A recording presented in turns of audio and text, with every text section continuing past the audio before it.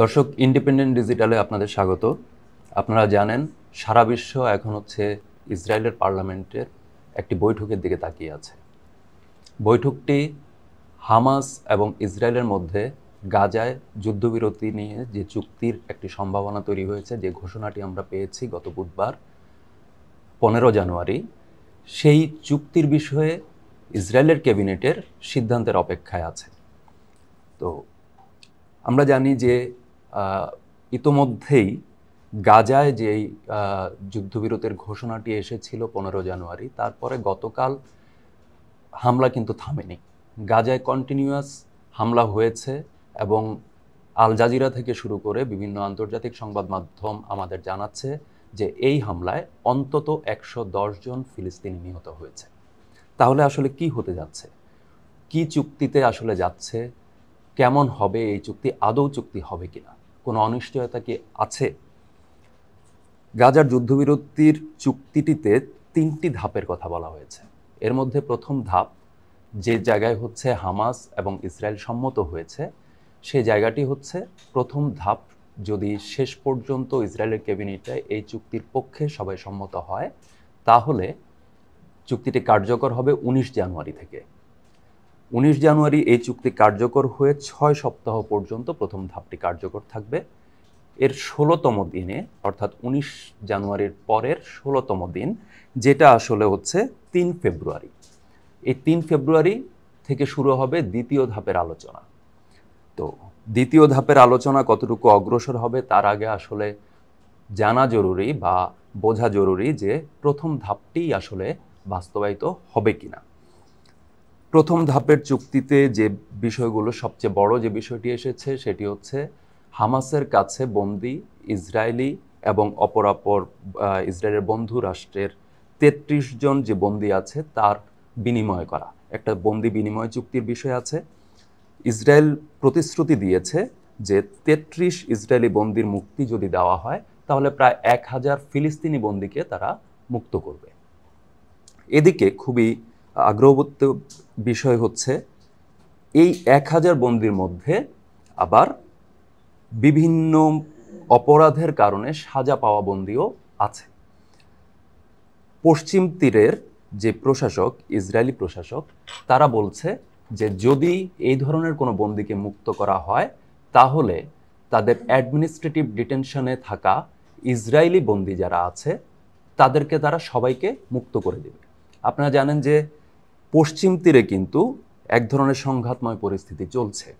তো এই ধরনের ঘোষণা এই চুক্তিকে কতটুকু আসলে বাস্তবে রূপ দেওয়ার ক্ষেত্রে সহযোগী হতে পারে, সেটা আসলে এক ধরনের চিন্তার বিষয়। দ্বিতীয় যে আরেকটি বিষয় আসছে সেটা হচ্ছে ইসরায়েলের প্রতিরক্ষা মন্ত্রী এবং অর্থমন্ত্রী দুজনই এই চুক্তির বিপক্ষে অবস্থান নিয়েছেন। দুজনেরই ভাষ্য হচ্ছে যদি নেতানিয়াহু শেষ পর্যন্ত এই চুক্তি থেকে সরে না আসেন, তাহলে তারা সরকার থেকে সরে যাবেন। ইসরায়েলের সরকার থেকে যদি এই দুইজন পদত্যাগ করেন, তাহলে কি হতে পারে? ইসরায়েলের বর্তমান যে মন্ত্রিসভা বা বর্তমান যে সরকার, নেতানিয়াহুর নেতৃত্বাধীন যে সরকার, সেই সরকার আসলে একটি জোট সরকার। মূলত ডানপন্থী বিভিন্ন রাজনৈতিক দলকে নিয়ে এই জোটটি গঠন করা হয়েছে।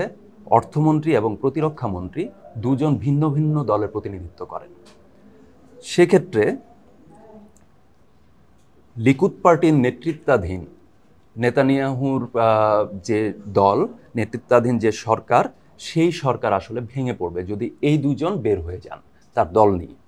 সেক্ষেত্রে ভেতরের যে চাপ, ইসরায়েলের ভেতরের রাজনৈতিক যে চাপ, সেই রাজনৈতিক চাপের জায়গা থেকেও কিন্তু চুক্তিটি একটি ঝুলন্ত দশায় আছে বলা যেতে পারে। তৃতীয় যে জায়গা, নেতানিয়াহু বলেছেন, আমরা এরই মধ্যে আজকে দুপুর নাগাদই দেখতে পেয়েছি যে নেতানিয়াহুর একটি ভাষ্য এসেছে যে তিনি কোনোভাবেই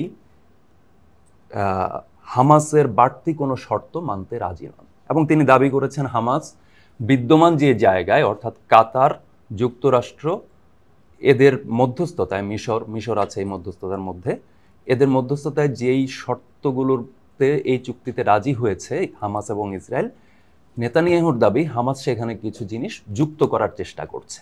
যদিও হামাসের দাবি ইসরায়েল আসলে কিছু যুক্ত করার চেষ্টা করছে। তো আমরা দেখতে পাচ্ছি এরই মধ্যে চুক্তি এখনো বাস্তবে তেমন রূপ পায়নি, কোনো বাস্তবায়নের জায়গায় আমরা যাইনি, চুক্তিটাই এখন পর্যন্ত হয়নি, জাস্ট শুধু একটা ঘোষণা মাত্র এসেছে। সেই ঘোষণার জায়গাতেই, ঘোষণার পরপরই আমরা দেখতে পাচ্ছি যে এক ধরনের অভিযোগ পাল্টা অভিযোগের বিষয় আসছে।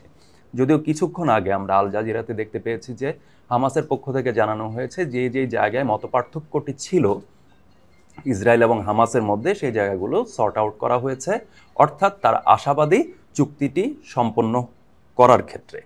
এক্ষেত্রে আমাদের যেই কাছে যে তথ্যগুলো আসছে, জাতিসংঘের জাতিসংঘের সাবেক একজন কর্মকর্তা মার্টিন গ্রিফিথস, তিনি বলছেন তার দৃষ্টিতে ইসরায়েল হয়তো এই চুক্তি থেকে প্রথম ধাপের কোনো এক পর্যায়েই এই ধরনের কোনো একটি অভিযোগ হামাসের বিরুদ্ধে তুলে সরে যাওয়ার চেষ্টা করবে। এখন কথা হচ্ছে কেন করবে। আমরা জানি যে 20 জানুয়ারি হচ্ছে অভিষেক নিতে যাচ্ছেন ডোনাল্ড ট্রাম্প প্রেসিডেন্ট হিসেবে, বর্তমান প্রেসিডেন্ট জো বাইডেন আছেন। দুজনের একেবারে সমঝোতা এবং নিজেরা আলোচনা করে দুজনেই খুবই জোর দিয়ে এই যুদ্ধবিরতিটি করতে চাচ্ছেন। আবার ইসরায়েলের ভেতরে যারা বন্দী আছে হামাসের কাছে, তাদের পরিজন, তাদের নিকটজন, তারা রাস্তায় নেমে হচ্ছে প্রতিবাদ করছেন, বলছেন, তারা একটা চাপ তৈরি করছেন যে এই চুক্তি যে কোনোভাবেই হতে হবে। কিন্তু আমরা মন্ত্রিসভার জায়গায় দেখছি যে চুক্তিটিকে এড়িয়ে যাওয়ার এক ধরনের চেষ্টা। এক্ষেত্রে আমাদের একটু পেছনে যেতে হবে, অর্থাৎ 2024 সালের এপ্রিলে আমাদের দিকে আমরা তাকাতে হবে। সেখানে ইসরায়েলের বর্তমান যে বিরোধী দল, তার নেতা বলছেন যে দ্রুততম সময়ে একটি নির্বাচন দিয়ে নেতানিয়াহুকে সরে যেতে হবে। এবং এইটা তিনি কোন সময় বলছেন? যখন হচ্ছে ইসরায়েলের রাস্তায় নেতানিয়াহুর পদত্যাগ এবং তার সরকারের পতন চেয়ে, নতুন নির্বাচন চেয়ে একটা আন্দোলন হচ্ছিল। অর্থাৎ ইসরায়েলের ভেতরেও এই ধরনের নেতানিয়াহুর যেই নেতৃত্ব, তার বিরুদ্ধে এক ধরনের দ্বিধা আছে, এক ধরনের বিরোধ আছে। তো সেই বিরোধ মোকাবেলার জায়গায় নেতানিয়াহু কি পজিশন নিয়েছিলেন? গেল বছর নেতানিয়াহুর পজিশন ছিল হচ্ছে এই যুদ্ধ চলাকালে কোনো ধরনের নির্বাচন দেওয়া, সেটা হচ্ছে হামাসকে শক্তিশালী করবে। অর্থাৎ যুদ্ধের চলমানতা আসলে নেতানিয়াহুর গদিতে থাকার সময়টাকে বাড়ানোর কাজে লাগছে। তো এই জায়গায় ব্যক্তিগত জায়গা থেকেও হচ্ছে নেতানিয়াহুর এ ধরনের একটা পজিশন নেওয়াটা অস্বাভাবিক কিছু না। এর সাথে যখন হচ্ছে ফার রাইট পার্টিস যেগুলো আছে, যেটা বললাম আগে যে অর্থমন্ত্রী এবং হচ্ছে প্রতিরক্ষা মন্ত্রীর তরফ থেকে এরই মধ্যে কিছু হুমকি এসেছে, সেই হুমকিগুলো হচ্ছে যে তারা সরে যাবেন, অর্থাৎ নেতানিয়াহুর সরকার ভেঙে পড়বে। তখন জোট যদি ভেঙে যায়, সেক্ষেত্রে হচ্ছে বিরোধী দল মেজরিটি নিয়ে তারা সরকারে চলে আসতে পারে। এ ধরনের একটা পরিস্থিতি ইসরায়েলের মধ্যে আছে।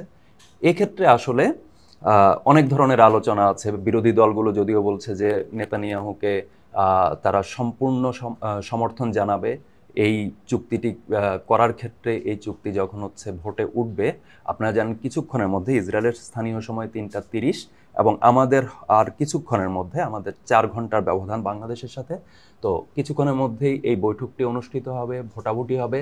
আমাদের সেই ভোট পর্যন্ত অপেক্ষা করতে হবে। আমরা আশাবাদী যে এই চুক্তি শেষ পর্যন্ত হয়তো আলোর মুখ দেখবে, হয়তো গাজায় যুদ্ধ বন্ধ হবে।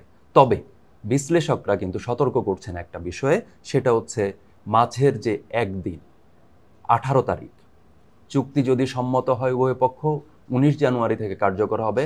মাঝের এই একদিনে তারা সতর্ক করছেন গাজার অধিবাসীদের, গাজার বেসামরিক অধিবাসীদের, যেন তারা নিরাপদে থাকার চেষ্টা করেন। এই সময়টার মধ্যেই ব্যাপক হামলা চালানোর আশঙ্কা তারা করছেন।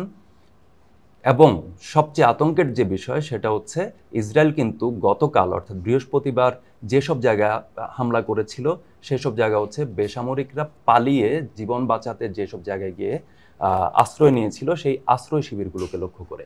অর্থাৎ এই 18 জানুয়ারি আসলে গাজার কোনো অংশই আসলে নিরাপদ থাকছে না। সুতরাং আমরা 18 তারিখের দিকে যেমন তাকিয়ে থাকবো, এই বৈঠকের দিকে যেমন তাকিয়ে থাকবো, তেমনি 19 জানুয়ারি আসলে কি হতে যাচ্ছে। ইসরায়েলের দাবি সকল বন্দীকে একসাথে মুক্তি দিতে হবে। 33 জন যে বন্দী আছে ইসরায়েলের, সেই বন্দীদের মুক্তির পরেই তারা সিদ্ধান্ত নেবে যে তারা আসলে কতটুকু পর্যন্ত কার্যকর করতে যাচ্ছে। ধন্যবাদ দর্শক, আজ এ পর্যন্ত।